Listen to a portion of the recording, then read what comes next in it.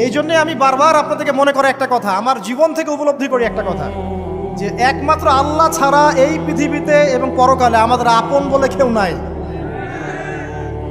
বাকি সবাই সবার স্বার্থের জন্য আছে। মানুষ মানুষের অবস্থানকেই মূল্যায়ন করে, মানুষ মানুষের অবস্থানকেই মূল্যায়ন করে। আল্লাহ রাব্বুল আলামিন আপনার ভিতরটাকে ভালোবাসেন। দেখেন, আপনি যখন নামাজ পড়েন নাই, আল্লাহ পাক কিন্তু আপনাকে ধ্বংস করে দেন নাই। আল্লাহ পরম করুণাময় আপনাকে হেদায়েত দিয়ে নামাজি বানিয়ে দিয়েছেন।